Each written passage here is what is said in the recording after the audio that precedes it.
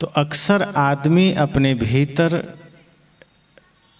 यह ख्वाब देख लेता है, यह सपना देख लेता है कि यह जो समय हमारा बीत रहा है या बीता है यह सही नहीं है, आगे आने वाला समय हमारा सही होगा। कितने ऐसे लोग यह सोच कर बैठे होंगे कि 2024 तो हमारा खराब हो गया, 2024 तो हमारे जीवन में सिर्फ दुख और दर्द लेकर आया, सिर्फ पीड़ा ही लेकर आया। लेकिन आने वाला जो नया साल है वो निश्चय ही हमारे जीवन में खुशियां लेकर आएगा, वो निश्चय ही हमारे जीवन में आनंद लेकर आएगा, समृद्धि लेकर आएगा, स्वास्थ्य लेकर आएगा। परंतु यह हमारा सोचना कि आने वाला समय हमारे जीवन में खुशियां लाएगा, यह बिल्कुल गलत है। जो समय हाथ में है अगर इसे हम सही ना कर सके, अगर इसमें हम प्रसन्न ना हो सके, तो क्या भरोसा कि कल के दिन आप खुश हो लेंगे। एक कौवा गांव छोड़कर भाग रहा था, एकदम पूरी तैयारी कर लिया था, फैमिली सहित निकल गया गांव से। और गांव के बाहर जब निकल ही रहा था, कोयल से भेंट हो गई। कोयल ने कहा, कहाँ जा रहे हो? कौवा ने कहा, बस अब मत पूछो, ये गांव बड़ा दुष्ट है, इस गांव में अब रहना नहीं, अब मैं किसी और गांव में जा रहा हूं। कोयल ने कहा, हुआ क्या? कहा, इस गांव के लोग जब देखो हाथ में पत्थर उठाए रहते हैं, थोड़ा सा कुछ हुआ नहीं कि ले ढेला पत्थर। ऐसी जगह रहने से क्या फायदा, इसलिए मैं ये गांव ही छोड़ रहा हूं, मैं कहीं और जा रहा हूं। कोयल ने कहा, तुम्हें गांव छोड़ने की जरूरत नहीं है, और तुम ये सोच रहे हो कि तुम जहां जाओगे वहां के लोग फूल माला से स्वागत करेंगे। तुम भूल में हो। ध्यान रहे, तुम अगले गांव में जाओगे वहां भी तुम ढेला ही खाओगे, वहां भी तुम पर पत्थर ही फेंके जाएंगे। इस भ्रम में मत रहना कि तुम कहीं और जाओगे तो स्वागत होगा तुम्हारा। कहा, तो रास्ता क्या है? कहा, रास्ता इतना सा है कि तुम काँव काँव करना छोड़ दो, ये गांव भी ठीक ही है। तुम काँव काँव करोगे, धरती पर कहीं भी जाओगे ढेला ही खाओगे। अब तुम काँव काँव करना छोड़ना नहीं चाहते, गांव छोड़ने के लिए तुम तैयार हो, तो गांव छोड़ते रह जाओगे, धरती भी छोड़ दोगे तो मारे चले जाओगे। लेकिन काँव काँव करना छूटा कि ये गांव भी ठीक ही है, मैं भी इसी गांव में रहता हूँ और मुझे तो कोई ढेला नहीं मारता। शकल से तो हम दोनों एक जैसे हैं, तुम भी काले हम भी काले। लेकिन तुम काँव काँव करते हो इसलिए लोग पत्थर उठा लेते हैं। मेरी ध्वनि, मेरी आवाज़ प्यारी है, लोग सुनने के लिए बाहर निकल आते हैं। तो फर्क इतना ही है कि तुम्हें जगह नहीं बदलना है। और अभी क्या होगा, कैलेंडर बदल जाएगा, 2024 के जगह 25 लिखा जाएगा, और क्या बदलेगा? लोग वही रहेंगे, समस्याएं वही रहेगी, जीवन वही रहेगा, जीने का ढंग वही रहेगा, दुख नहीं मिटेगा। संत कहते हैं कैलेंडर बदले, उसके साथ साथ मन भी बदले। और जब मन बदलेगा तो आप जहाँ हैं वहीं आनंद है, जहाँ हैं वहीं स्वर्ग है। फिर कोई पत्थर नहीं फेंकेगा, फिर कोई आपके ऊपर कीचड़ नहीं उछालेगा। फिर जहाँ थे वहाँ भी आनंद था। अब जैसे यहाँ सूर्योदय हुआ, अब कोई कहे मुझे यहाँ सूरज नहीं दिख रहा, तो आप कहेंगे तुम अंधे हो। सूरज उगा है तो दिखेगा ही, और नहीं दिख रहा है तो अंधे हो। अब वो आदमी कहे नहीं मैं तो ठीक ही हूँ, सूरज भी उगा है, इसका मतलब यहाँ के लोग पापी हैं इसलिए सूरज दिखना बंद हो गया, तो मैं दूसरे गांव चला जाता हूँ। तो आपको क्या लगता है दिखेगा उससे? धरती पर कहीं चला जाए, धरती तो छोड़ो, वो साक्षात सूर्य ग्रह पर भी चला जाए और अंधा है तो सूरज नहीं देख पाएगा। लेकिन आँखें ठीक है तो यहाँ ही देख सकता है, इसी गांव में देख सकता है। इसी तरह से अगर मन ठीक है तो धरती का कोई कोना बुरा नहीं है, कोई भी जगह बुरी नहीं है। जहाँ आदमी खड़ा हो जाए वहीं आनंद है, वहीं परमानंद है, वहीं सुख है। अच्छे मन वाला व्यक्ति नरक को भी स्वर्ग बना लेता है, बिखरे हुए जीवन को भी एक सूत्र में बांध लेता है। और प्रेम ही वह सूत्र है जो बिखरे हुए जीवन को एक रस एकजुट कर देता है। लेकिन अगर हम पहले ही मन में कचड़ा भर रखे हैं तो धरती के किसी कोने में चले जाएं, दुख ही तो मिलेगा। परिवार में दुख हो, चाहे समाज में, चाहे अपने जीवन में, चाहे अकेले में बैठ के कोई रो रहा हो, कारण कोई दूसरा नहीं है। और हम उम्मीद लगाए बैठे हैं कि कल जैसे ही 2025 शुरू होगा हम सुखी हो जाएंगे, हम आनंदित हो जाएंगे। मन बदलने को राजी नहीं है। सारी बीमारियों का जड़ हमारा मन है और मन हम परिवर्तित करने को तैयार ही नहीं। किसी के प्रति कोई द्वेष का भाव आ गया, हम उसे मिटाने को राजी नहीं है। सत्संग सुनते हैं, सत्संग की बातें पंडाल निकलते ही भूल जाते हैं। किसी ने गाली दी, उसे गांठ बांध लिए। 2024 की गालियां 2025 में हम याद रखते हैं, पर 1 घंटा पहले का सत्संग हमें याद नहीं, तो कैसे शांति आएगी। संत कहते हैं एक एक बीते हुए पल से जब आप मुक्त होना शुरू कर देंगे, आप देखेंगे जीवन में एक नया सवेरा शुरू हो गया। हम तो अतीत को इस तरह पकड़ कर बैठ जाते हैं कि जैसे वही सब कुछ था, आने वाला कल में कुछ नहीं, वर्तमान में कुछ नहीं। बीता हुआ एक एक पल आपके जीवन के लिए कोई मायने नहीं रखता। आप उसे लौटा भी नहीं सकते, पकड़ भी नहीं सकते, सोच सोच कर सिर्फ दुखी हो सकते हैं। और आज आदमी की स्थिति यही है कि जो समय आया नहीं उसकी कल्पना में खो रहा है, और जो चला गया उसके बारे में सोच सोच कर रो रहा है। और जो हाथ में समय है इसका हम सदुपयोग नहीं कर रहे, इसका हम कुछ भी नहीं कर रहे। और परिणाम यह होता है कि भविष्य हाथ में है नहीं तो उसका हम कुछ कर नहीं सकते। अतीत हाथ से निकल गया, उसका भी कुछ नहीं कर सकते। और जिस वर्तमान में हम कुछ कर सकते थे, अतीत और भविष्य को सोचते सोचते वो वर्तमान भी निकल जा रहा है। इसलिए हम कैलेंडर बदल देंगे, तारीखें बदल जाएगी, घर भी बदल देंगे, लेकिन शांति नहीं मिलेगी।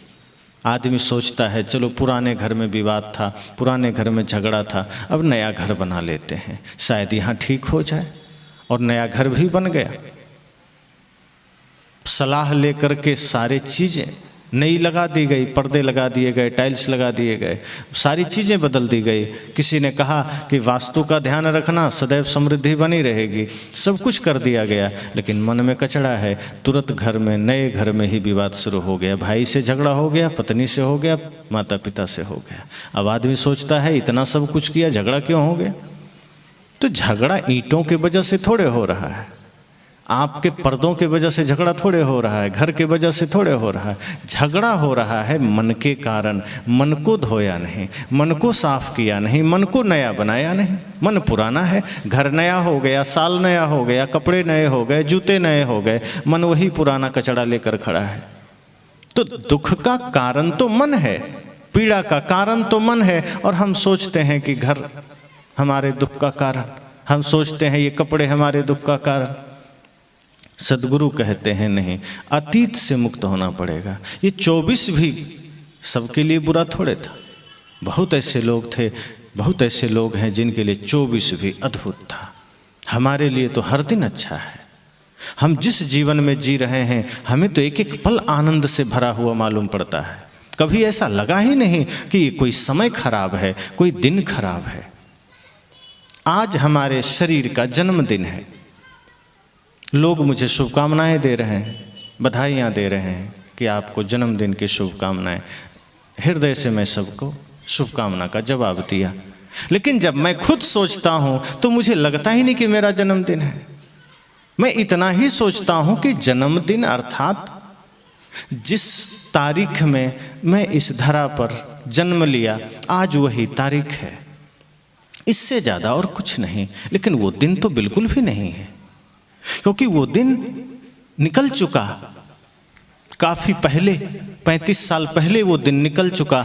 आज तो बिल्कुल नया दिन है और ये जन्मदिन नहीं हो सकता। जब मैं सोचता हूं कि मेरा एक एक पल तो निकल चुका है, वो हाथ में नहीं है, फिर ये आज 35वां जन्मदिन या शायद 36वां होगा, ये मेरा 36वां नहीं हो सकता, क्योंकि इससे पहले के जो समय बीते हैं वो तो बीत गया, हाथ में थोड़े है। तो हाँ, ये हो सकता है कि ये मेरा मृत्यु दिन हो सकता है, क्योंकि एक एक पल में मर चुका हूं। अब जो समय मेरे पास है आगे का है, पीछे का मैं लौटा नहीं सकता। अगर आप गहराई से सोचें तो हमारा 35 साल मर चुका, वो लौटेगा क्या? 35 साल ये शरीर मृत्यु के आगोश में चला गया। और यह भूल ना हो किसी से कि हम अचानक मरते हैं, एक एक दिन एक एक पल हम मरते हैं। इस शरीर एक एक क्षण मरता है, कभी अचानक मृत्यु नहीं घटित होती। लोग कहते हैं अरे 30 साल का आदमी था, अचानक मर गया। अचानक कुछ भी नहीं होता। इस धरती पर जिस दिन हम कदम रखते हैं, बल्कि माँ के गर्भ में जिस दिन हम आते हैं, मृत्यु हमें क्षीण करना शुरू कर देती है। उसका काम ही है कि जैसे ही यह शरीर में जीवन आता है कि मृत्यु साथ में आती है, अलग से कभी नहीं आती और अचानक नहीं आती, वो साथ साथ चलती है। जैसे जीवन चल रहा है, मृत्यु साथ चल रही है, वो हमारे शरीर को क्षीण करते जा रही है। एक एक दिन को वो खाते चली जा रही है। अगर खाते ना जाती तो ये हमारा जो समय बीता वो लौटाया जा सकता था, वो लौटता कहाँ है? अभी 1 घंटे पहले के समय को ही लौटाना बहुत मुश्किल है, असंभव है। कोई लौटा सकता है? जो पल एक क्षण पहले बीत गया उसे नहीं लौटाया जा सकता, तो सोचिए जो बरसों पहले की बात है, लौटेगा क्या? इसलिए जब मुझे कोई शुभकामना देते हैं, मैं सहज भाव से धन्यवाद देता हूँ और मैं कहता हूँ ये तो मेरा पुण्यतिथि हो सकता है, मेरा मृत्यु दिन हो सकता है, क्योंकि एक एक पल हमारा शरीर मृत्यु की तरफ जा रहा है। तो ये शरीर का मृत्यु दिन हो सकता है। रही बात आत्मा की, तो वो तो अजर अमर है। नास्ते भावो विद्यते ना भावो विद्यते सता। कृष्ण कहते हैं जो है उसका नाश नहीं होगा, जो नहीं है उसका कहीं से आ नहीं जाएगा। जो है वो कभी उसका अभाव नहीं हो सकता, और जो नहीं है वो कहीं से आ नहीं जाएगा। ये आत्मा सदा है, नित्य है, अखंड है, अविनाशी है, ये कभी मरता नहीं। शरीर के साथ इसका व्यवहार है कपड़ों की भांति। जैसे कपड़े हम पहनते हैं, पुराने हुए बदल दिए, शरीर के साथ ही आत्मा वैसा ही काम करती है। शरीर थोड़ा इसे लगा कि अब लाचार हुआ, जर्जर हुआ, बदल दिया, दूसरा ले लिया, और कुछ नहीं। अब लोग कहते हैं कि तो फिर ये अवस्था हमें ध्यान क्यों नहीं रहता? क्योंकि हम जीते ही इतनी बेहोशी में हैं कि हम अपनी मृत्यु को देख ही नहीं पाते, और जब हम मृत्यु को ही नहीं देख पाते तो जन्म को कैसे देखेंगे? इसलिए ये बेहोशी का आलम यह है, बेहोशी की बात है कि हमारा जन्म और मृत्यु दोनों बेहोशी में हो रहा है, इसलिए जीवन बेहोशी में बीत जाता है। अगर हम हर पल होश में आ जाएं तो शायद अंतिम घड़ी में हम अपने मृत्यु को भी देख सकें। और ध्यान क्या है? जब व्यक्ति ध्यान करता है और जब गहरे ध्यान में उतरता है तो मृत्यु को ही देखने की कला है। होश में मृत्यु को देखना ही हम ध्यान कहते हैं। जब हम परम ध्यान में उतरते हैं, वस्तुतः हुआ अपनी ही मृत्यु को साक्षात्कार करना है, अपनी ही मृत्यु को देखना है। और जब होश में हम उतरते हैं, जब होश में हम आते हैं, तब उसे हम पूर्ण ध्यान कहते हैं। तब हमें पता चलता है कि वस्तुतः शरीर तो कब का हमसे अलग है, बस वासनावश, संस्कारवश हम इससे ज्वाइंट हो गए हैं। जैसे कच्चा नारियल है, उसका गरी आप अलग करना चाहें नहीं होगा, वो बिल्कुल एकजुट हो गया है। लेकिन ज्ञान और ध्यान से जैसे जीव शरीर से अलग होता है, अब नारियल का उदाहरण लीजिए, वो गरी जब सूख जाती है सहजता से अलग हो जाती, फिर उसको मेहनत नहीं करना पड़ता, छिलका उतारिए, तोड़ दीजिए, गरी अंदर से बाहर हो जाएगी। इसी तरह से जब हम ध्यान के द्वारा, ज्ञान के द्वारा, तप के द्वारा अपने सारे कर्म संस्कार वासना को सुखा देते हैं, सब कुछ दग्ध हो जाता है, जल जाता है, तो आत्मा रूपी गरी अलग हो जाती है, शरीर अलग, छिलका अलग। तो ये जो दिन है, यह दिन भी नहीं रहेगा। और अगर हम चाहें तो एक एक पल को उत्सव बना सकते हैं। हमने हर एक पल को उत्सव की भांति अगर जीना शुरू कर दिया, अगर हमने त्यौहार की भांति जीना शुरू कर दिया, तो आप देखेंगे कि आपका हर एक पल ज्योतिर्मय हो जाएगा, हर एक पल आनंद से भर उठेगा, फिर कोई दुख नहीं रहेगा। और एक बात और समझिए, ये दुख हमारे सब बनावटी हैं। आत्मा का स्वभाव दुख है ही नहीं। ये दुख सब बाहरी हैं। हम ना चाहें तो कोई दुखी नहीं कर सकता। और एक बार आप संकल्प ले लीजिए कि कम से कम मुझे 1 महीना दुखी रहना ही नहीं, सुखी रहना है। किसी भी स्थिति में सुखी रहना है। आप देखेंगे धीरे धीरे आप सुखी होना शुरू हो जाएंगे। क्योंकि जो कोई भी आपको दुखी कर सकता था, जो कोई भी आपको पीड़ा दे सकता था, आपका मनोबल इतना ऊंचा हो जाएगा कि दूसरा उसमें सफल ही नहीं हो पाएगा। आप जिस दिन अपना मालिक बन जाएंगे, कोई दूसरा आपको दुखी कर ही नहीं सकता। हम दुखी ही होते हैं दूसरों के वजह से, अपने वजह से कभी दुखी नहीं होते। और हम जब दूसरों को इतना अधिकार ही नहीं देंगे कि दूसरा हमें दुखी कर सके, तो आप देखेंगे कि आप क्षण क्षण सुखी होना शुरू हो जाएंगे। और एक बार आप प्रयास करके देखिए, अगर 1-2 महीने आप खुद में सुखी हो गए, तब आपको पता चलेगा दुख तो दूसरों के वजह से था, सुख तो हमारे अपनी वजह से है। और जो चीज़ अपने सामर्थ्य से जागृत किया जा सकता है, वो कोई छीन नहीं सकता। अगर सुखी आप दूसरे के वजह से हो रहे हैं, तो दुखी आप होंगे, क्योंकि दूसरा 24 घंटा एक रस रहे, कोई भरोसा है? मान लीजिए आप धन के वजह से सुखी हैं, तो धन हमेशा बना रहेगा क्या? धन जैसे ही कम होगा, कोई लेगा, आप दुखी हो जाएंगे। अगर पत्नी के वजह से आप सुखी हैं, पत्नी हमेशा एक रस नहीं रहेगी, आप दुखी हो जाएंगे। घर के वजह से आप सुखी हैं, घर में दरारें पड़ जाएगी, आप दुखी हो जाएंगे। लेकिन अगर आप अपने भीतर अपने आप में सुखी हो जाइए, तो दुनिया की कोई चीज़ आपको दुखी नहीं कर सकती। हम तो अपने जीवन का रिमोट ही दूसरे को दे देते हैं। जैसे टीवी है, रिमोट हाथ में ले लीजिए, इतनी बड़ी टीवी, बड़े आधे घर में, पूरे घर में आजकल टीवी लगती, छोटा सा रिमोट, और आदमी जब मन आया दबा दिया। कभी आस्था लगा दिया, कभी संस्कार लगा दिया। अब बुजुर्ग हैं तो आस्था संस्कार लगा दिए, कभी कभी न्यूज लगा दिए, और बच्चे हैं तो कार्टून लगा दिए, थोड़ा जवान हैं तो फिल्मी चैनल लगा दिए। लेकिन टीवी कभी नहीं कहती है कि तुम हमको बदल काहे रहे हो। इतनी बड़ी टीवी कुछ नहीं कर सकती। आस्था चैनल लगा दीजिए तो टीवी धन्यवाद नहीं देगी कि अच्छा हुआ तुमने धार्मिक चैनल लगा दिया, और फिल्मी चैनल लगा दीजिए तो टीवी नाराज नहीं होगी कि तुमने क्यों लगा दिया। आप मालिक हैं, टीवी चलती रहेगी जैसे मन वैसे। हर क्षण बदलिए, टीवी हो सकता है ज़्यादा दिक्कत में ख़राब हो जाएगी, बोलेगी नहीं। वैसे हम भी अपने जीवन का रिमोट दूसरों को दे देते हैं कि तू रख। जब दूसरे का मन हुआ बटन दबा दिया, हम क्रोध में आ गए। दूसरे का मन हुआ बटन दबा दिया, हम गाली देने लगे। दूसरे का मन हुआ बटन दबा दिया, हम झल्ला गए, हम निंदा शिकायत में आ गए।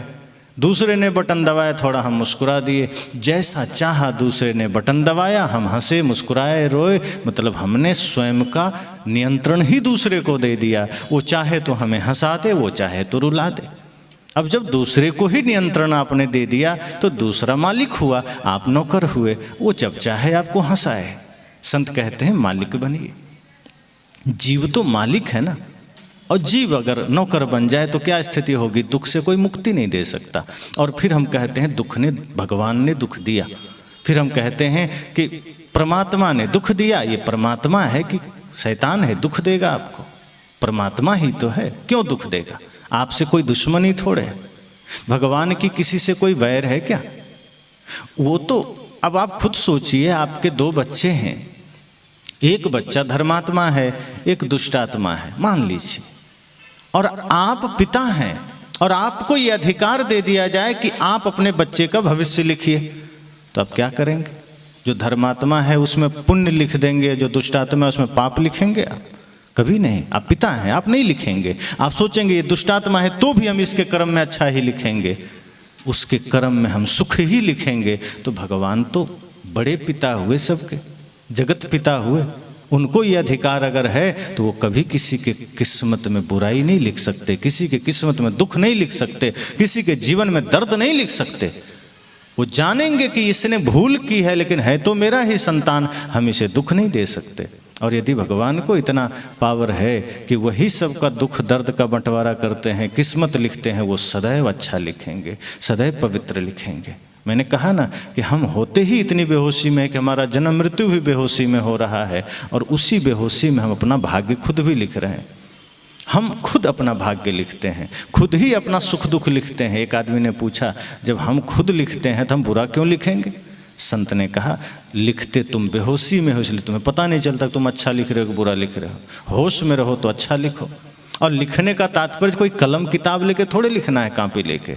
लिखने का मतलब है बेहोशी में जो कर्म हो रहा है वो पाप कर्म हो रहा है, और जो भी पाप कर्म हो रहा है वही तुम्हारा भाग्य बन रहा है। अब तुम अच्छे कर्म करो होश में आकर के, वो भाग्य अच्छा बनेगा। अगर बेहोशी में पाप कर्म हो रहे हैं तो भाग्य गलत बनेगा, दुख आएंगे जीवन में। तो लिख तो हम खुद ही रहे हैं, लेकिन लिख इतनी मूर्छा में रहे हैं कि हमें पता ही नहीं चल रहा अपने भाग्य में हम दुख ही दुख लिखे चले जा रहे हैं। हम लिख ही इतनी मूर्छा में रहे हैं, इतने पागलपन में रहे हैं कि हम लिख तो अच्छा चाहते तो अच्छा है, पर हम बेहोशी में पाप करते चले जा रहे हैं, बेहोशी में अधर्म करते चले जा रहे हैं, और सोचते हैं कल ठीक हो जाएगा। पाप हो गया, सोचते हैं अब मंदिर जाएं थोड़ा ठीक कर लें, अब थोड़ा तीर्थ जाएं ठीक कर लें, अब थोड़ा गंगा में डुबकी लगाएं ठीक कर लें। अब ये चीज़ें हम करना चाहते हैं, कर्म सुधारना नहीं चाहते हैं। मन गंदा हुआ, मन को धोना नहीं चाहते हैं, सोचते हैं गंगा में डुबकी लगा लें शायद पाप धुल जाए।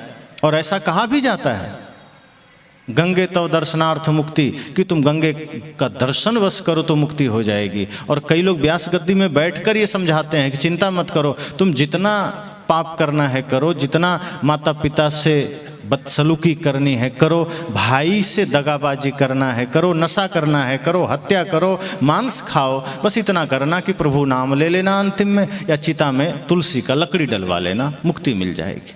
आदमी को लाइसेंस मिल जाता है कि अब जितना मन उतना पाप करो, अंत में बेटे से कह देंगे थोड़ा चिता में तुलसी डाल देना। इतना सस्ता सौदा मिल गया और हमें लगता है काम बन गया, पर ये नासमझी से ज़्यादा और कुछ भी नहीं। जब तक मन ठीक ना होगा, कर्म ठीक ना होंगे, कुछ नहीं मिलेगा।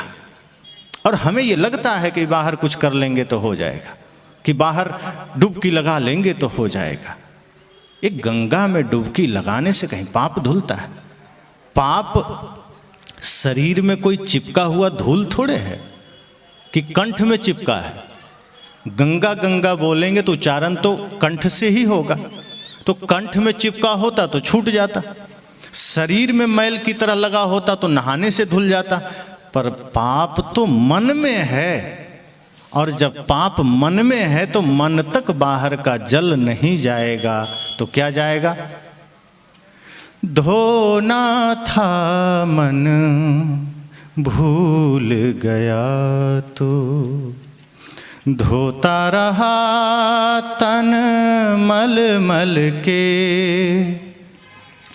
घर का ईश्वर भूल गया तू, तीरथ करता चल चल के, धोना था मन भूल गया तो।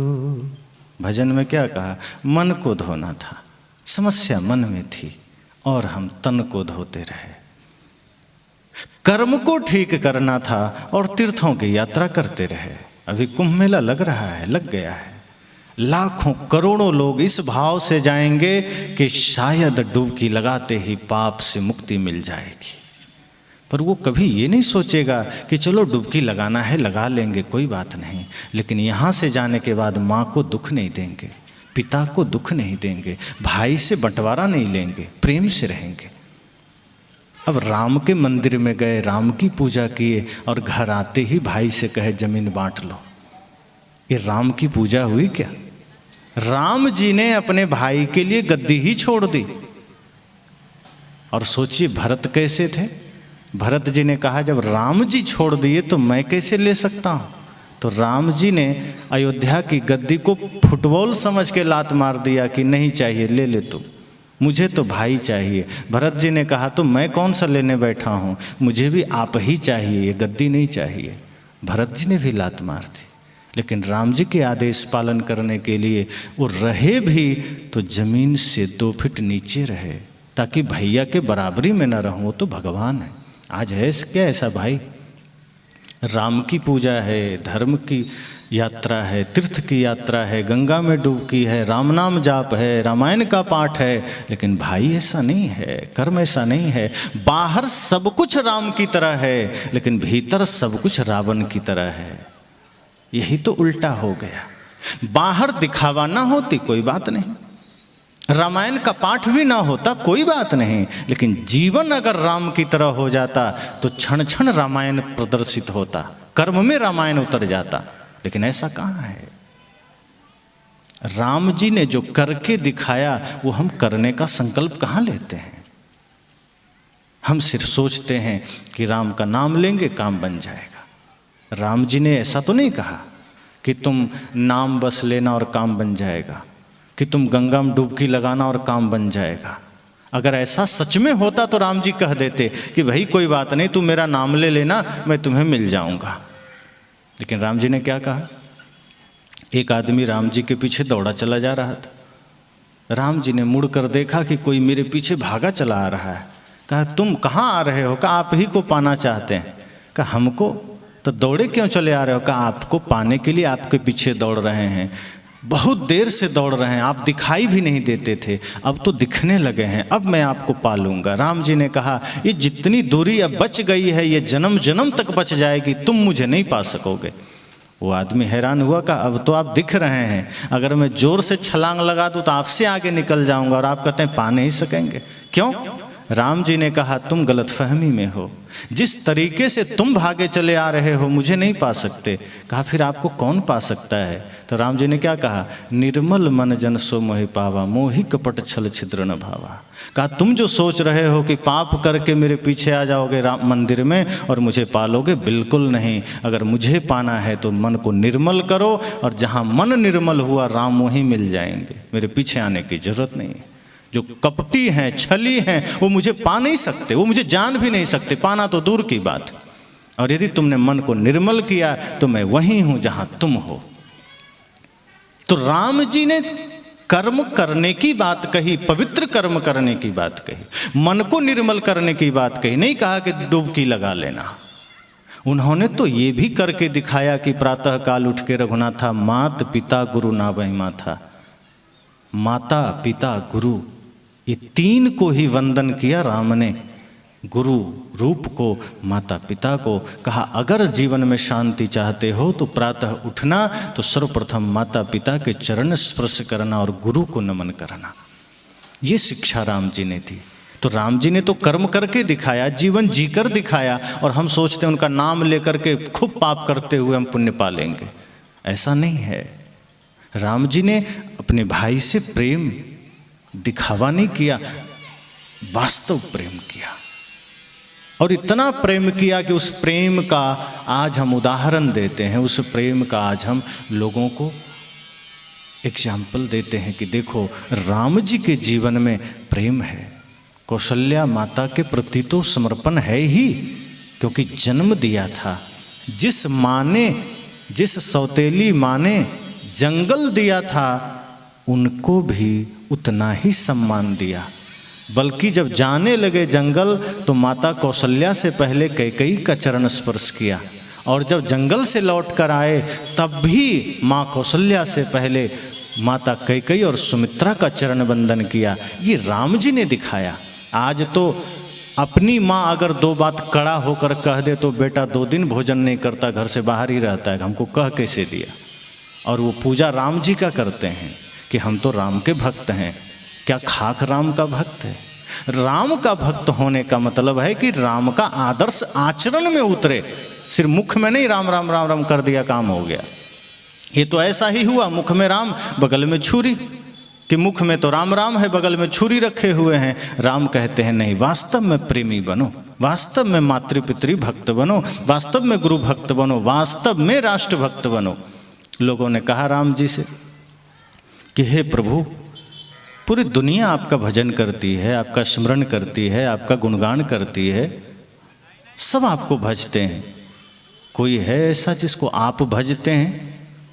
जानते हैं राम जी ने क्या कहा, भरत सरिस को राम सनही, जग जप राम राम जप जेहि। उन्होंने कहा भरत से प्यारा मुझे और कौन हो सकता है। दुनिया मुझे राम को भजती है, मुझे मेरा स्मरण करती है, मैं अपने प्यारे भाई भरत को भजता हूँ। सोचिए कितना प्रेम है। और हम सोचते हैं नाम जप करके, व्रत करके, तीर्थ में यात्रा करके पुण्य मिल जाए। कर्म बदलना नहीं चाहते। राम ने, कृष्ण ने अपने कर्म से दुनिया को शिक्षा दी कि जब तक तुम्हारे कर्म पवित्र नहीं होंगे तुम कुछ नहीं पा सकोगे। और हम सोचते हैं कि उनका नाम लेके हम कुछ भी कर लें। कर्म चाहे कितना भी बुरा बना रहे, चाहे हमारा मन कितना भी गंदा बना रहे, और हम सोचते हैं पूजा करें और कल हमारा सब कुछ नया हो जाए। तो नया करना है तो मन को भी तो नया करना पड़ेगा। स्वर्ग चाहिए तो कर्म को भी तो पवित्र करना पड़ेगा। कर्म है गंदा, मन है गंदा, और सोचते हैं स्वर्ग मिल जाए। साहब ने कहा कि हम सदैव यह सोचते हैं कि जो अच्छा समय था वो या तो आगे आएगा या बीत चुका। वर्तमान सबसे गंदा है, हम इसमें क्या कर सकते हैं। और गंदा इसलिए लगता है क्योंकि हम जो बीता हुआ समय है उसकी चर्चा और उसकी कल्पना में है, और जो आने वाला समय है उसके बारे में सोच सोच के परेशान है। वर्तमान में जीना ही नहीं चाहते, इसलिए सब कुछ मिथ्या लगता है, इसलिए सब जगह दुख नजर आता है। दुख है ही नहीं, दुख हम सिर्फ तैयार करते हैं। हमने दुख तैयार किया है, हमने पीड़ा तैयार की है। साहब तो कहते हैं 6 दिन पाछे गया, हरि से किया न हेत। साहब ने कहा कि जो अच्छा दिन था पीछे चला गया, अब तुम क्या सोच रहे हो। ये और चला जा रहा है। जो वर्तमान तुम्हारा बेहतर हो सकता था, अच्छा हो सकता था, वो खिसकता जा रहा है। तुमने कुछ किया नहीं, गुरु से, सदगुरु से तुमने प्रेम नहीं किया। संसार से तो कर लिया, दुनियादारी से कर लिया, धन दौलत से प्रेम कर लिया, लेकिन गुरु से प्रेम नहीं किया जो तुम्हें जीने का राह बता सकते थे। वहां से तो भागता रहा। अब पछताए होत क्या जब चिड़िया चुग गई खेत। 6 दिन पाछे गए, गुरु से किया न है, तब पछताए होत क्या जब चिड़िया चुग गई खेत। कहा अब समय निकल गया, अब पछताने से क्या होगा। जब समय था तो जागे नहीं, जब कुछ कर सकते थे, किया जा सकता था, जीवन को जिया जा सकता था प्रेम से, सत्य से, अहिंसा से, तो जिया नहीं, निकल गया और अब रो रहे हैं। लेकिन अगर हमारे भीतर थोड़ी सी जागरूकता आ जाए, थोड़ा धैर्य आ जाए, तो पुनः एक नया सवेरा हमारा स्वागत कर सकता है। लेकिन जैसे ही सूर्यास्त होने को होता है हम रोने लगते हैं, उस सूर्यास्त हो गया, दिन निकल गया, अब मैं क्या करूं। संत कहते हैं जो दिन निकल गया, बीत गया, ठीक है, अच्छा हो सकता था, अच्छा कर सकते थे, दिन में कुछ नेक काम कर सकते थे, तुम ना कर सके, पर अब चिंता मत करो, थोड़ा धैर्य रखो, थोड़ा होश में रहो और ये सोचो कि ये सूर्यास्त का भी स्वागत है, क्योंकि सूर्यास्त का स्वागत करोगे तभी एक नए सूर्योदय तुम्हारे द्वार खड़ा होगा। इसलिए इस सूर्यास्त से भी एक प्रेरणा लो कि ये सूर्यास्त के बाद ही सूर्योदय का पुनः आगमन होगा। तो सूर्यास्त के समय थोड़ा धैर्य रखो, क्योंकि जो सूर्यास्त के पहले का समय था तुमने खो दिया, जो जीवन का कीमती समय था तुमने खो दिया, जो जीवन का महत्वपूर्ण पल था तुमने खो दिया, माया मोह में लगा करके, प्रपंच में लगा करके। पर अब अगर किसी कारण से नया कोई अवसर मिल जाए, नया सवेरा मिल जाए, प्रतीक्षा करो, और अगर ना मिले तो समझना कि हमारा सब कुछ खो गया, बीत गया। और जैसे ही हम थोड़ा धैर्य रखते हैं, एक नया सवेरा पुनः आता है, एक नया सूर्योदय होता है। और अब हमारी जिम्मेदारी है कि उस नए सूर्योदय में, नए सवेरे में हम अपने मन को नया करें। किसी ने कल हमसे बुरा बर्ताव किया, उसी क्षण भूल जाइए। किसी ने गाली दी, वहीं भूल जाइए। किसी ने अपमान किया, भूल जाइए, याद मत करिए, गांठ मत बांधिए। एक एक पल नया हो जाइए, आप देखेंगे आपका दुख मिटता चला गया। हम जितना अतीत को बांधते जाते हैं, दुख उतना गहरा होता जाता है। हम जितना बीते हुए पल को स्मरण करते हैं, उतना दुखी होते हैं।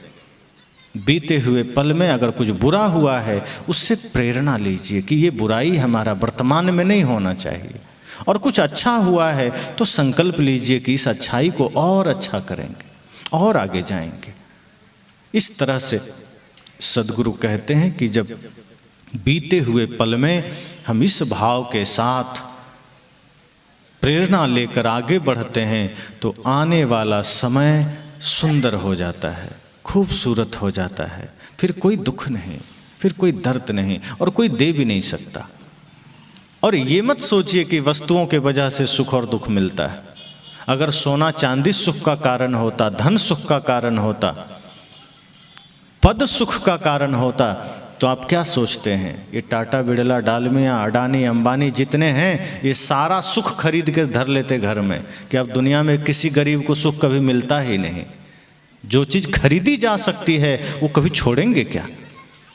अगर शांति खरीदी जा सकती थी, मुक्ति खरीदी जा सकती थी, तो जितने दुनिया के पूंजीपति धनपति हैं अब तक वो अपना पेटेंट करा चुके होते, खरीद के रख चुके होते स्टॉक में कि अब किसी को मिलेगा ही नहीं।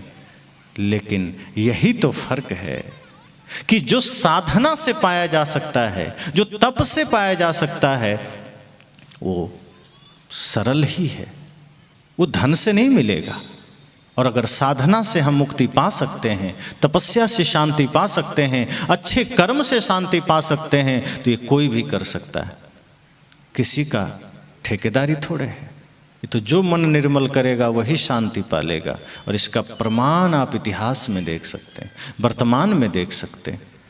माता सबरी के पास तो धन बिल्कुल भी नहीं है, पद भी नहीं है, धन भी नहीं है, वस्त्र भी नहीं है, फटे पुराने वस्त्र हैं, चरण पादुका भी नहीं है, खाने को अन्न भी नहीं है। रावण के पास सोने की लंका है, विशाल सोने की लंका। आज किसी के पास गले में सोने की चैन हो, उंगली में सोने की अंगूठी हो, तो इतने ही सोना में उसको इतनी गर्मी लगती है कि जनवरी में भी वो जैकेट उतार देता है कि हमको तो सोना है। लेकिन सोचिए, रावण तो सोने की लंका में था, कितनी गर्मी रही होगी, पर क्या वो शांति में था? अवसाद में था, विचलित मन में था, भयभीत था, शांति नहीं थी। अगर शांति का आधार भौतिक धन होता, शांति का आधार दुनियादारी होती, सोना चांदी गहने आभूषण होते, तो रावण से ज़्यादा सुखी उस वक्त कोई ना होता। क्योंकि कुबेर को भी बंदी बना के रखा हुआ था, जो धन का खजाना है, तो उससे ज़्यादा सुखी कोई होता क्या? लेकिन आप भी जानते हैं कि उस वक्त उससे ज़्यादा भयभीत और पीड़ित कोई नहीं था। लेकिन माता सबरी सुखी थी। क्यों? मैं कहा करता हूँ, इसलिए सुखी थी क्योंकि जो धन माता सबरी के पास था, उस धन के सामने बाहर का धन तुलना में ही नहीं है। हम तुलना क्या करें? सदगुरु कबीर पहले ही कह दिए, अरब खरबलों दर्ब है, उदय अस्तलो राज, भक्ति महात्म ना तुले, ये सब कोने काज। वही भक्ति प्रेम सत्य को जब मीराबाई ने पाया, तब उन्होंने कहा, जब पहले महल में थी, सोना चांदी पास में था, नौकर चाकर साथ में थे, हीरे जवाहरात थे, तब मीराबाई ने कुछ नहीं कहा। तब क्या कहा? जीवन में दुख है, अवसाद है, पीड़ा है, मुझे सब छोड़ना है। और जब सब कुछ त्याग दिया, गहने जेवर, सोना चांदी आभूषण, नौकर चाकर, दास दासी सब छोड़ दिया, रेशमी वस्त्र का त्याग करके फकीरी वेश पहन लिया, तब क्या कहा?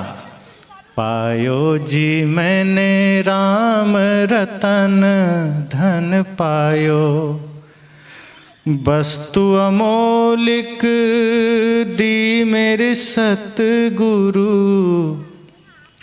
कृपा करी अपनायो, पायो जी मैंने राम रतन धन पायो।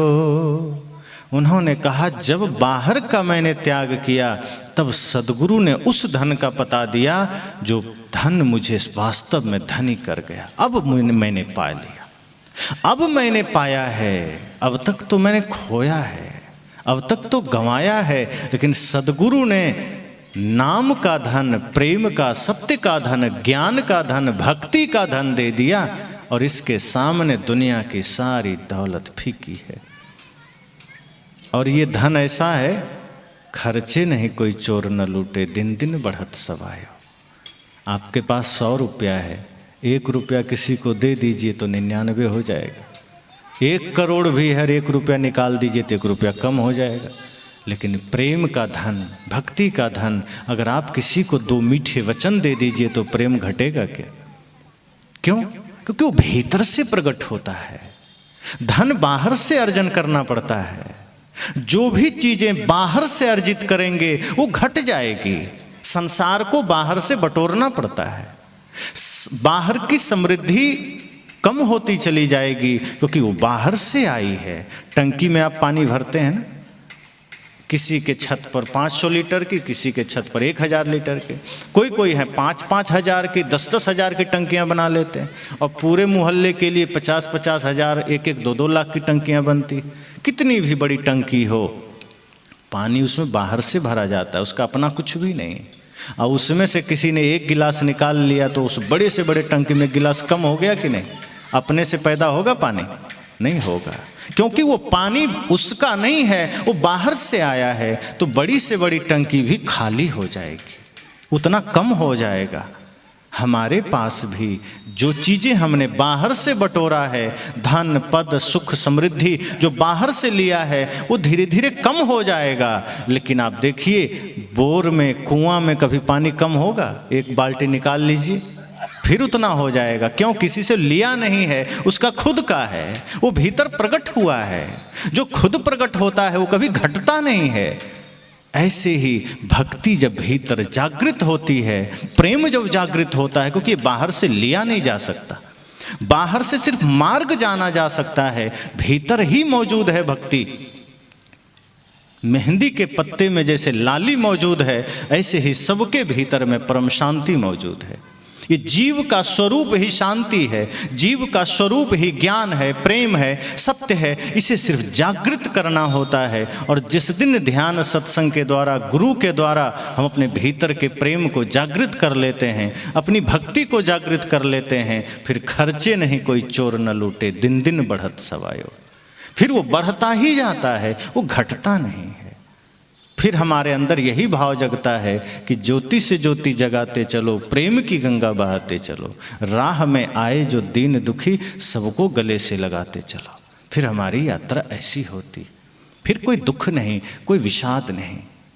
इसलिए मैंने कहा कि हमारा हर पल नया हो सकता है, हर पल खूबसूरत हो सकता है। हम अपने वर्तमान जीवन को आनंदमयी बना सकते हैं। ये दुख किसी दूसरे ने नहीं दिए हैं। आपको लगता है कि किसी के वजह से हम दुखी हो गए, तो किसी के वजह से अगर आप दुखी हुए और किसी के वजह से ही सुखी होना चाहते हैं, तो वो सुख फिर मिट जाएगा, वो आनंद पुनः मिट जाएगा। लेकिन अगर आपने अपनी तपस्या, अपनी साधना से शांति पाई है, वो कोई नहीं छीन सकता, कोई नहीं बांट सकता। इसलिए जो बीता है उसमें मन अटकाना, दुख को निमंत्रण देना है। और जो नहीं आया समय, उस पर मन को आस बंधाना कि शायद 25 में हमारे किस्मत खुलेंगे, तो 25 में क्या, 50 में भी नहीं खुलेंगे अगर यही कर्म रहा तो। अगर मन निर्मल किए तो आज 31 दिसंबर 2024 को भी किस्मत खुल सकती, इसी क्षण खुल सकती। लेकिन अगर मन गंदा रहा तो नहीं खुलेगा, और मजबूत ताले लगते चले जाएंगे, और वो इतनी मजबूती से बंद हो जाएगा कि हम फिर डिप्रेशन में चले जाएंगे, अवसाद में चले जाएंगे। इसलिए जीवन का सूत्र यही है कि वर्तमान में जिए।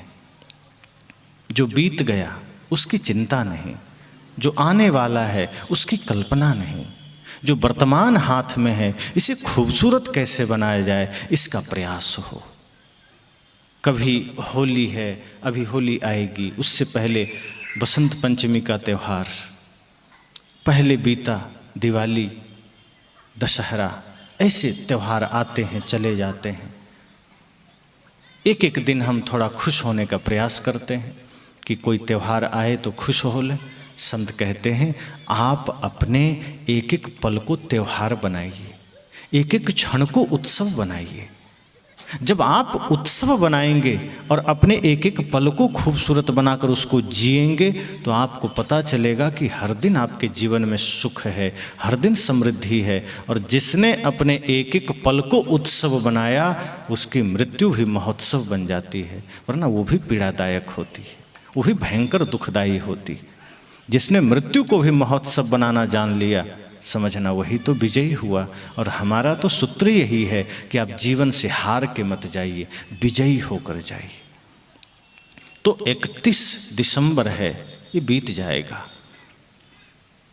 1 जनवरी 2025 आएगा। बदलेगा सिर्फ इतना कि मैंने कहा कैलेंडर, कुछ शब्द और कुछ नहीं बदलेगा।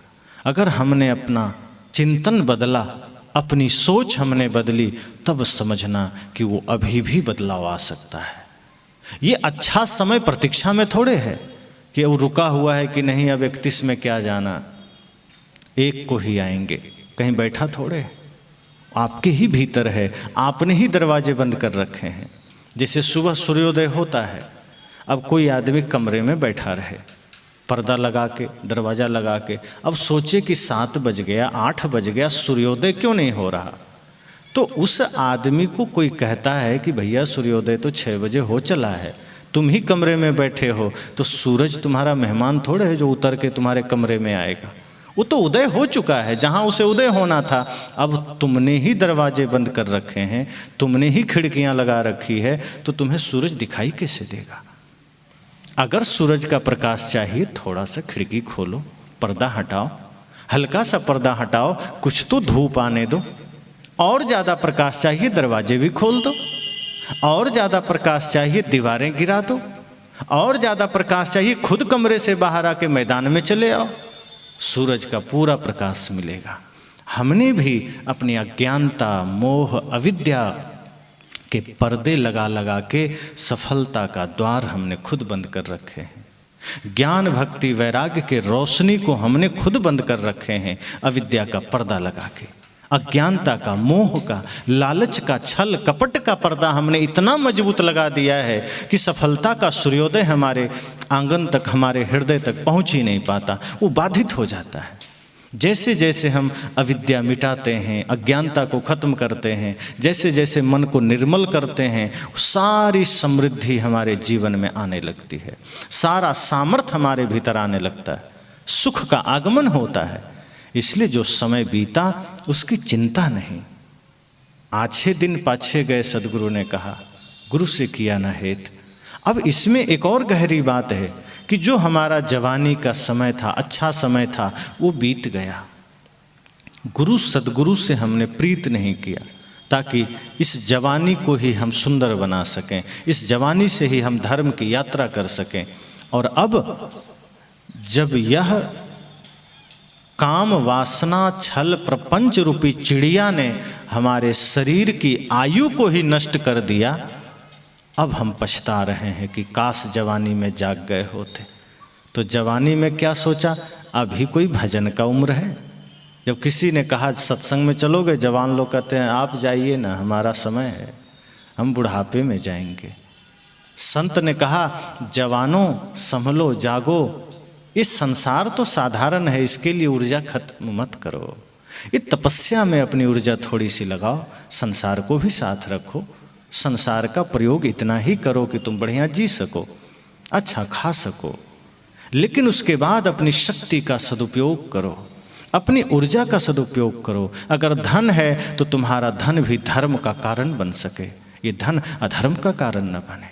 अगर बल है शरीर में तो बल भी धर्म का कारण बन सके। ऐसा नहीं कि धन है तो इससे अधर्म करो, जुआ खेलो, हिंसा करवाओ, पाप करवाओ, ऑर्केस्ट्रा करवाओ। अगर धन पास में है तो इस धन का ऐसा सदुपयोग करो कि धन भी धर्म का माध्यम बन सके। अगर शरीर में बल है तो हनुमान जी का बल समाज के लिए उपयोगी था। हनुमान जी भी बलशाली थे, पर बल का प्रयोग उन्होंने सदैव निर्बल के लिए किया, कभी भी किसी को सताने के लिए नहीं किया। और हमारे पास बल हो जाए तो हम सताने में करने लगते हैं, रौब दिखाने में करने लग जाते हैं, दबंगई दिखाने में, किसी को धमकाने में। साहब कहते हैं आपका बल भी फिर अधर्म का कारण बन गया। बल पास में है तो उसे भी धर्म का माध्यम बना लीजिए, धन पास में है उसे भी धर्म का माध्यम बना लीजिए, और ज्ञान पास में है तो ज्ञान तो खुद ही परिचय दे रहा है कि ज्ञान मतलब जहाँ सही गलत का निर्णय हो। अगर कोई व्यक्ति कहे कि मैं ज्ञानी हूँ और वो गलत काम कर रहा है तो आप समझ जाना कि वो ज्ञानी नहीं है, वो जानकार है। जानकारियाँ हो सकती है किसी को भी, शब्दों को हम सीख सकते हैं कहीं भी, तो हम जानकारी इकट्ठा कर सकते हैं। पर कोई कहता है मैं ज्ञानी हूँ और उसके जीवन में कोई बुराई दिखे तो समझ जाना ये ज्ञानी नहीं हुआ, अभी ये जानकारियाँ इकट्ठी कर लिया, ये बड़ा जानकार आदमी है। लेकिन जैसे ही ज्ञान जागृत होता है, अच्छे और बुरे की समझ जागृत हो जाती है। ज्ञानी का अर्थ ही है जो अपने को जान लिया, उसे ही मात्र ज्ञानी कहते हैं। शब्दों को जानने वाला जानकार होता है, वो ज्ञानी नहीं होता। जिसने स्वयं को जाना, आत्मा को जाना, अपनी ओर जानने का प्रयास कर लिया, वो ज्ञानी हुआ या वो ज्ञानी होने के मार्ग पर है। इसलिए जब हम सत्य असत्य को जानने लगे, जब हम सही गलत को जानने लगे, तो समझना कि अब ज्ञान जागृत हुआ और वो ज्ञान आपको मुक्ति तक ले जाएगा। तब वो ज्ञान आपके मुक्ति में सहायक बनेगा, तब वह ज्ञान आपकी शांति में सहायक बनेगा। वरना कई बार तो खुद ज्ञान ही डूबने का कारण बन जाता है। अर्थात जानकारी, अधिक जानकारी हुई तो घमंड साथ में आ जाता है कि मैं तो शास्त्र जानता हूँ, मैं तो वेद जानता हूँ, मैं तो गीता भी जानता हूँ। फिर जैसे ही मैं जानता हूँ का भाव आया कि वहाँ समझना ज्ञान खत्म हो गया, वो जानकारियाँ आ गई और अहंकार साथ में आ गया। इसलिए जैसे ही विकार आए कि फिर धर्म भी पाप का माध्यम हम बना लेते हैं, फिर वो पुण्य का माध्यम नहीं बनता। संत कहते हैं आपके पास ज्ञान है तो उससे भी धर्म का माध्यम हो, तब ज्ञान है। बल है तो धर्म का माध्यम बनाना। आपके द्वारा, आपके धन, आपके बल के द्वारा, आपके ज्ञान के द्वारा, आपके जानकारी के द्वारा अगर समाज में कुछ अच्छा हुआ तो समझना आपका एक एक कृत्य धर्म का आधार बना, धर्म का कारण बना। अधर्म का कारण नहीं बनना। थोड़ा सा जीवन है, अधर्म करके भी क्या पालेंगे सिवाय नरक के, सवाय दुख के। इसलिए मैंने कहा कि आछे दिन पाछे गए, गुरु से किया न हेत, अब पछताए होत क्या। अब क्या पछताना, अब क्या रोना, अब तो समय निकट है। कोई बुढ़ापे में प्रवेश कर गए, कोई बुढ़ापे की ओर, कोई उस प्रक्रिया में भी थोड़ा आगे तक निकल गए, कोई जवानी से पार कर रहे हैं, कोई जवानी की दहलीज पर हैं। ये तो क्रम चल रहा है और हम बेहोशी में चल रहे हैं। हमें ये लगता है कि अभी मेरा समय नहीं आया। संत कहते हैं सदैव जागरूक रहिए, सदैव होश में रहिए। समय कब किसका आता है कोई रजिस्ट्री थोड़े, क्योंकि यहाँ संसार की चीज़ों की गारंटी तो है, संसार की चीज़ों की गारंटी वारंटी है शरीर छोड़कर। इसी शरीर से हमने संसार को निर्मित किया है। सारे टेक्नोलॉजी शरीर से ही बने हैं, लेकिन ये शरीर की ही गारंटी नहीं। किसी के जन्म के समय आपने देखा कोई वारंटी कार्ड साथ में कि हाँ ये व्यक्ति 80 साल जिएगा ही, एकदम लेकर आया है? किसी के भी साथ नहीं देखा, मिलेगा ही नहीं। ये चाइना है, मेड इन चाइना, ये शरीर मेड इन चाइना है। चल गया तो चल जाएगा 10, 20, 50 साल, 100 साल। नहीं चला तो दुकान में जैसे सामान लेते हैं ना, तो कई बार ऐसा होता है कि आप चाइना का कोई भी सामान आप लेते हैं, इलेक्ट्रिक सामान, तो दुकानदार से आप पूछते हैं कि दुकानदार साहब कब तक चलेगा, तो दुकानदार क्या कहते हैं, ले जाओ, चल गया तो चल जाएगा, वरना ख़राब होना होगा तो भी बाहर निकलोगे ख़राब हो जाएगा। यही शरीर के साथ है। चल गया तो 100 साल कोई जी गया, नहीं चला तो जन्म लेने से पहले माँ के गर्भ में ही बच्चे विदा हो जाते हैं।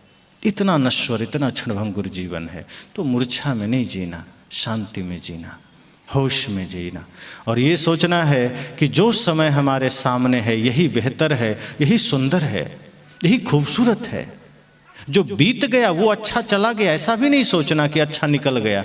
निकल गया तो अब पकड़ थोड़े पाएंगे, अब जो है उसी को तो अच्छा बनाना है, जो आएगा उसे ही तो वर्तमान होके हमें बेहतर बना के आगे बढ़ाना है। तो इस तरह से थोड़ा रुक जाए माता जी, थोड़ा देर विराम हो जाएगा, फिर आप करना, बैठना थोड़ा देर बैठ, सब बारी बारी से कर लेंगे, थोड़ी देर विश्राम। तो माता जी का भाव है, आज हमारा जन्मदिन के अवसर पर इन्होंने सारी व्यवस्थाएं की है, इनके लिए शुभकामना है। बस विराम के बाद हो जाएगा। तो मैंने कहा कि आछे दिन पाछे गए, हरिसो किया न हेत, अब पछताए होत क्या, जब चिड़िया चुग गई खेत। ये पहले दिन का अंतिम सत्र है और हम सब यही सोचें कि जैसे कल से लोग मनाएंगे नववर्ष आ गया, नववर्ष आ गया, आप सदैव यह सोचें कि हमारा हर पल नया है। पुराना होने ही मत दीजिए। पुराना हमें तब मालूम पड़ता है जब हम अतीत में अटकने लग जाते हैं, जब एक एक दिन पीछे हम मुड़कर देखते हैं तब पुराना मालूम पड़ता है। और जब एक एक पल को हम टारगेट में लेंगे कि नहीं, ये जो अभी वर्तमान क्षण बीत रहा है यही सौंदर्य है, यही आनंद है, यही परम शांति है, आप पाएंगे आपका हर पल नववर्ष हो जाएगा। तो अभी यही मंगल कामना करूँगा। बाकी अन्य विषयों पर चर्चा, कुछ प्रश्न भी आए हैं, उसकी चर्चा कल होगी। और आज आप सबको शुभकामना देते अभी वाणी को विराम।